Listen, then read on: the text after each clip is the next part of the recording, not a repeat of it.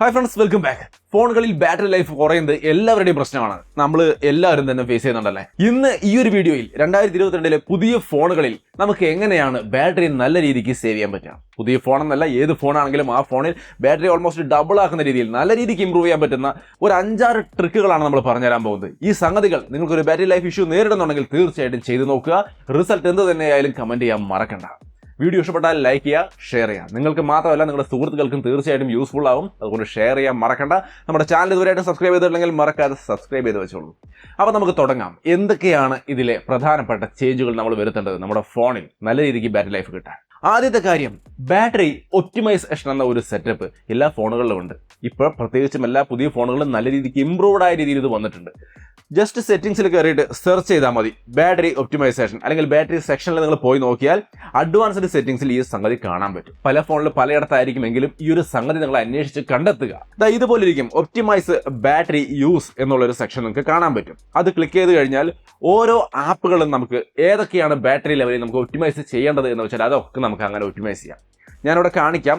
ഒരു ആപ്പ് എടുക്കുക, auto optimise എന്നുള്ളത് ടിക്ക് ചെയ്ത് വിടുക. അത് യൂസ് ചെയ്യാത്ത സമയത്ത് ബാറ്ററി ഒപ്റ്റിമൈസ് ചെയ്യാൻ വേണ്ടി അതിന് വേണ്ട രീതിയിൽ സിസ്റ്റം ഒന്ന് ക്ലോസ് ചെയ്തോ അല്ലെങ്കിൽ ഫ്രീസ് ചെയ്തോ ഒക്കെ വെച്ചോളും. ബാറ്ററി ഒപ്റ്റിമൈസേഷൻ, ഇങ്ങനെ ഓരോ ആപ്പ് നിങ്ങൾക്ക് ആവശ്യമില്ലാത്ത ആപ്പുകളൊക്കെ എടുത്തിട്ട് ഓട്ടോ ഒപ്റ്റിമൈസ് എന്നുള്ളത് കൊടുത്തിടുക. അതേപോലെ തന്നെ സ്ക്രീൻ ബാറ്ററി ഒപ്റ്റിമൈസേഷൻ എന്ന് പറഞ്ഞൊരു സംഭവം കാണാം. അതിൽ നിങ്ങൾക്ക് സൂപ്പർ സേവിംഗ് മോഡോ അല്ലെങ്കിൽ ബാലൻസ്ഡ് മോഡോ കിട്ടുകൊണ്ട് അങ്ങനെയും സേവ് ചെയ്യാം. ബട്ട് നമ്മൾ ആദ്യം പറഞ്ഞതാണ് മെയിൻ, ഓരോ ആപ്പിനും ഓട്ടോ ഒപ്റ്റിമൈസ് എന്നുള്ളത് കൊടുത്ത് ഒപ്റ്റിമൈസ് ആക്കി ഇടുക. സോ ബാറ്ററി ലൈഫ് നല്ല രീതിക്ക് ഒരു ഫോണിനെ സംബന്ധിച്ച് ഇമ്പ്രൂവ് ആവും ഈ ഒരു കാര്യം ചെയ്യുമ്പോൾ. ഇതെല്ലാ ഫോണിലും ഉണ്ട് കേട്ടോ. ഇനി രണ്ടാമത്തെ കാര്യം, മോസ്റ്റ് ഇമ്പോർട്ടൻ്റ് ആയിട്ട് എല്ലാതരം മുമ്പത്തെ ഫോണുകളായാലും ശരി ഇപ്പോഴത്തെ ഫോണായാലും ശരി ഏത് ഫോണിലാണെങ്കിലും നമുക്ക് ഇമ്പോർട്ടൻ്റ് ആയിട്ട് ചെയ്യേണ്ടത് വൈഫൈ ബ്ലൂടൂത്ത് സ്കാനിങ് ഓഫ് ചെയ്തിടുക. വൈഫൈ ബ്ലൂടൂത്ത് ഓഫ് ചെയ്യേണ്ട ആവശ്യമില്ല, കാരണം നമുക്ക് വാച്ച് അല്ലെങ്കിൽ ഇയർബഡൊക്കെ ഉപയോഗിക്കുമ്പോൾ അതൊക്കെ വേണ്ടി വരും. ബട്ട് സ്കാനിങ് നമുക്ക് ഓഫ് ചെയ്യാം. കാരണം എപ്പോഴും വേറൊരു വൈഫൈ ഡിവൈസിനോ അല്ലെങ്കിൽ ഒരു ബ്ലൂടൂത്ത് ഡിവൈസിനോ വേണ്ടി സ്കാൻ ചെയ്തുകൊണ്ടിരിക്കുന്ന ആ പരിപാടി സ്റ്റോപ്പ് ചെയ്യുക. സെറ്റിംഗ്സ് എടുക്കുക, വൈഫൈ സ്കാനിങ് എന്ന് സെർച്ച് ചെയ്യുക. നിങ്ങൾക്ക് കാണാൻ പറ്റും വൈഫൈ ആൻഡ് ബ്ലൂടൂത്ത് സ്കാനിങ് എന്ന് പറഞ്ഞുകൊണ്ട് രണ്ടും ഓഫ് ചെയ്തിടുക. ഇത് രണ്ടും ഓഫ് ചെയ്ത് കഴിഞ്ഞാൽ ആ ഒരു പ്രശ്നത്തിലൂടെ ബാറ്ററി നഷ്ടപ്പെടുന്ന ഒരു അവസ്ഥ ഇല്ലാതാവും. ഇനി മൂന്നാമത്തെ, ബാക്ക്ഗ്രൗണ്ട് ഡാറ്റ യൂസേജ് റെസ്ട്രിക്ട് ചെയ്യുക. ഇതെങ്ങനെ ചെയ്യാമെന്ന് ചോദിച്ചാൽ നമ്മുടെ ഫോണിന്റെ സെറ്റിംഗ്സ് എടുക്കുക. അതിൽ നമുക്ക് മൊബൈൽ നെറ്റ്വർക്ക്, ആ നെറ്റ്വർക്കിന്റെ സെക്ഷൻ എടുക്കുക. അതിനകത്ത് ഡാറ്റ യൂസേജ് എന്നുള്ളതിൽ ക്ലിക്ക് ചെയ്ത് മുമ്പോട്ട് വരിക. ഡാറ്റ സേവിംഗ് എന്നുള്ളത് ഓൺ ചെയ്ത് വെക്കുക. ഇപ്പൊ നിങ്ങളുടെ ആപ്ലിക്കേഷനുകളുടെ ബാക്ക്ഗ്രൗണ്ട് ഡാറ്റ യൂസേജ് ലിമിറ്റ് ആയിട്ടുണ്ടാവും. ഇനി ഏതെങ്കിലും ഒക്കെ ഒരു സംഗതി നിങ്ങൾക്ക് ഇമ്പോർട്ടൻ്റ് ആയിട്ടുണ്ട്, അതിന് നിങ്ങൾക്ക് റെസ്ട്രിക്ഷൻ വേണ്ടാന്നുണ്ടെങ്കിൽ ഓൾ എന്നുള്ളത് എടുത്തിട്ട് നിങ്ങൾക്ക് ഏതൊക്കെയാണോ റെസ്ട്രിക്ട് ചെയ്യാണ്ട് നൈസായിട്ട് വർക്ക് ചെയ്യേണ്ടതെന്ന് വെച്ചാൽ അത് മാത്രം ഒന്ന് ഓൺ ചെയ്ത് വെക്കുക. അപ്പോൾ അതിനെ മാത്രം ഒഴിവാക്കിയിട്ട് ബാക്കി എല്ലാത്തിനെയും ഈ ബാക്ക്ഗ്രൗണ്ട് ഡാറ്റ യൂസേജിൽ നിന്ന് റെസ്ട്രിക്ട് ചെയ്യും.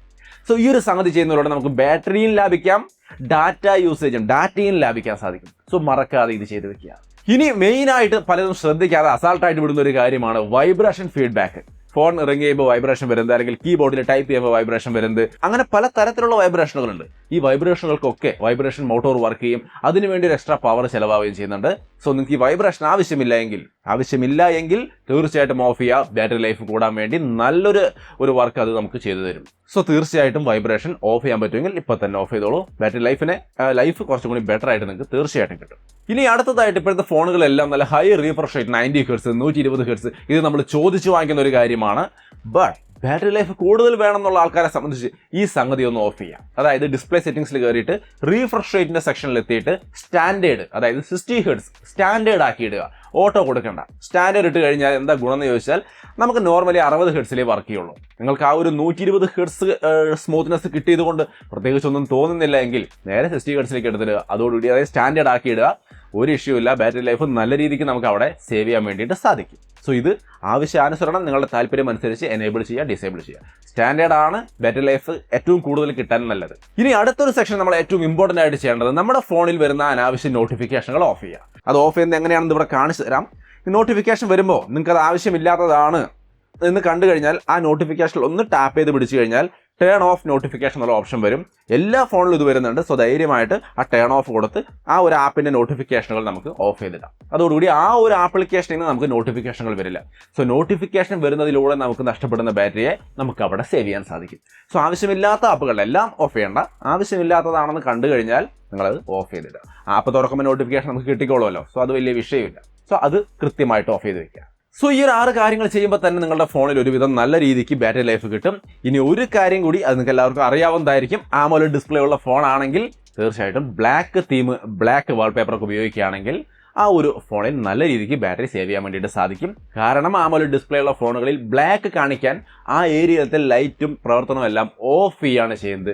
സോ ബാറ്ററി അവിടെ ലൈറ്റ് ഓഫ് ചെയ്തുകൊണ്ടാണ് ബ്ലാക്ക് കാണിക്കുന്നത് ഉള്ളത് കൊണ്ട് തന്നെ നിങ്ങൾ ഫുൾ സ്ക്രീൻ ബ്ലാക്ക് വാൾപേപ്പർ ഇടുകയാണെങ്കിൽ അവിടെ എല്ലാ ലൈറ്റും ഓഫായി കിടക്കുകയാണ് ചെയ്യുക. അങ്ങനെ നിങ്ങൾക്ക് അവിടെ നല്ല രീതിക്ക് സ്ക്രീനിൻ്റെ ഭാഗത്ത്, ഡിസ്പ്ലേയുടെ ഭാഗത്ത് നല്ല രീതിക്ക് ബാറ്ററി സേവ് ചെയ്യാൻ വേണ്ടിയിട്ട് സാധിക്കും.